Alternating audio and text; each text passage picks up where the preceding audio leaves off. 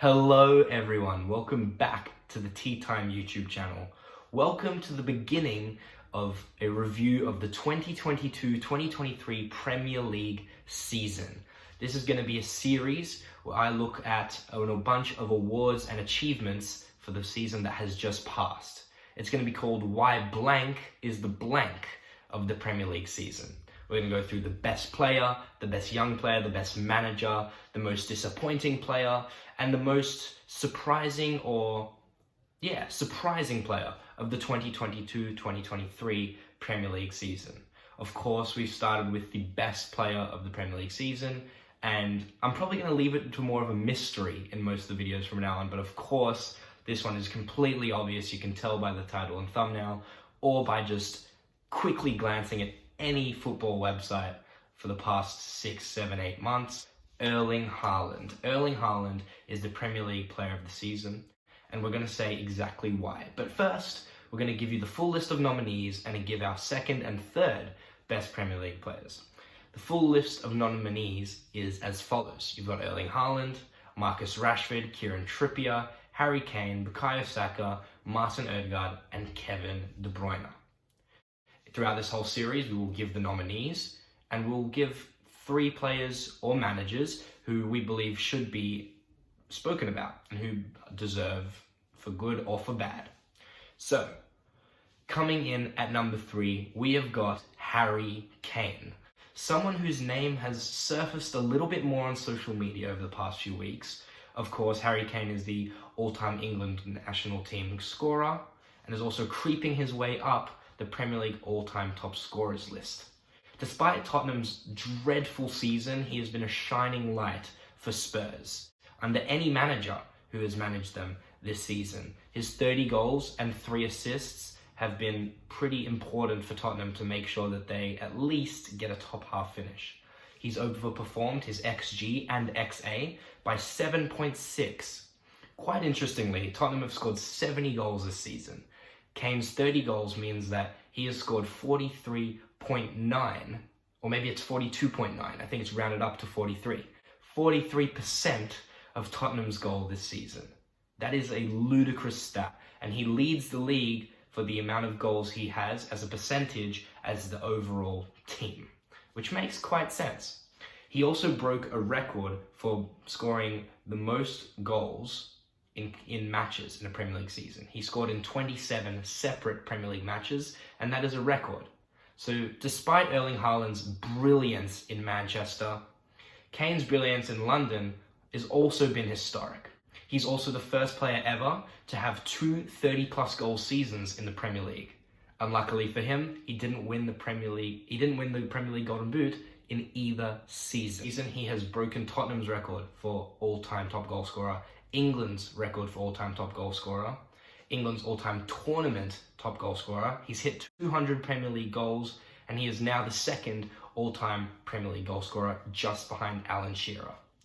With so many questions looming about potential transfers to another Premier League side, away from the Premier League, it'll be interesting to see where Harry Kane's career goes from here. But nonetheless, we can all admit that this season has been absolutely astonishing from Harry Kane. Another 30-goal season, another big goal season to add to his tally. 3rd place in our list. At number 2, we've gone for Bukayo Saka. The 21-year-old's 14 goals and 11 assists mean that he is 4th on the list for most goals and assists in the Premier League this season. Statistically, he has been brilliant. He's 95th percentile for touches in the attacking penalty box, 91st percentile for progressive carries, and the 90th percentile for goal-creating actions. If you guys are regulars on the Tea Time channel, you know that I use these percentiles a lot. They come from the website FBref, and they compare players to other players in their position in the top 5 leagues. And I think they're really important to assess how much better a player is, or how much worse a player is at what they're doing in the competition. So Bukayo Saka is essentially better than 90% of wingers in the top 5 leagues at creating goals, is what that stat is saying. For wingers in the Premier League, he has created by far the most chances at 75. The next bests are Olise, Solly March, and Mo Salah with 72, 67, and 65 each. So not only is Bukayo Saka finishing his dinner with 14 goals in the Premier League season, he's also creating chances for his Arsenal teammates. A lot of people I've seen have said that Mo Salah makes the team of the season ahead of Bukayo Saka at that right wing slot. And I think that couldn't be further from the truth. Mohamed Salah does have 31 goal contributions to Bukayo Saka's 25, but it is important to note that the supporting cast of Bukayo Saka is way more strong than Mo Salah. Now you might say, doesn't that mean that Salah is doing even better, scoring goals and getting assists on his own? Yes, but at the same time, it also means that he doesn't have to share the goal and assist load. Saka has to share it with Odegaard, who got 21 goal contributions total. Martinelli, who scored 15 goals. Jesus, who got a lot of goal contributions. Xhaka, who even got 16 goal contributions. Maybe even more. Trossard towards the end of the season as well. Mo Salah's teammate with the next most goals and assists is Roberto Firmino with 15. 5 of those came against Bournemouth, which means that most of the goals and assists for Liverpool are coming for Mohamed Salah. Anyways, back to Bukayo Saka.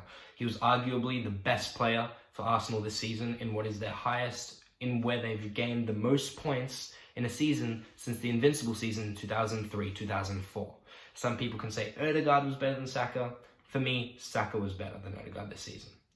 Saka just recently signed a 4-year deal with Arsenal, which keeps him at the club until 2027 and gives him £300 a week, which is bizarre. Huge sums of money. But it will be interesting to see where the 21-year-old's potential takes him, because of course he's already so young and already so brilliant. Can he become one of the best wingers in the world? I certainly think so. At number 1, we've got the most obvious Premier League player of the season, potentially of all time. Maybe in other seasons they've been more obvious, but I don't think it has been quite this obvious in recent times as Erling Haaland.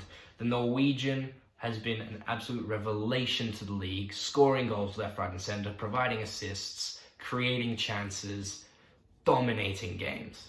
We got to the point with Erling Haaland where if he didn't score a goal, we said, wow, that's a terrible game. And if he just scored 1 goal, which was the usual, we would say, hey, he scored his goal, but he didn't really do much. That is the levels of this man, where we're saying you score a goal, but you know what? Didn't really get involved in the play, didn't touch the ball too many times, but is still scoring a goal again, or a little bit less. Actually, that's not true. His goals per 90 is 1.17, more than 0.3 than the next, Callum Wilson at 0.86. Let's just read a list of the records that Erling Haaland broke in the Premier League to truly understand how incredible he has been this season. He has scored the most goals in Premier League season with 36. He's scored the most goals by a Premier League player in all competitions in a single season. He scored the most goals by a Man City player in all competitions in a single season. He is the first Man City player to score on both their Premier League and Champions League debuts. He is the first player to score 9 goals in their first 5 Premier League games, and the most Premier League goals scored in August, 9. He's the first player to score a hat-trick in 3 consecutive Premier League home matches. I'll say that again. He scored 3 consecutive hat-tricks at the Etihad. He is the fastest player in Premier League history to 3 hat-tricks. 8 games. It took him 8 games to score 3 hat-tricks. Regardless of those other 5 games, in those 3 games, he's already averaging more than a goal per game. The next fastest was 48 games, I'll have you know. He is the 3rd Man City player ever to score a hat-trick in the Manchester Derby, and he has scored the most goals by the turn of the year in Premier League history, 21. Now, it was interesting when he was coming to Manchester City, people were saying, how would he fit into Pep Guardiola's system? He's not as technical, he can't do those one touches, maybe he's too big, too clunky. How does he fit in? Pep Guardiola and Erling Haaland have both shown their brilliance in the fact that they can both be tactically fluid, and that they are also just unbelievable minds when it comes to football. It's scary to think that this is just Erling Haaland's first Premier League season. What happens when he's got 2 or 3 under his belt? How many could he score? 40 plus goals in a season? Unbelievable. With 33 starts, that really does seem possible. Now, he's also come into a Manchester City team which has, prior to this year, won 4 of the last 5 Premier Leagues. Now it's 5 of the last 6. And him, Pep Guardiola, Kevin De Bruyne, the whole Manchester City Institute are making our beloved Premier League a little bit of a farmers league.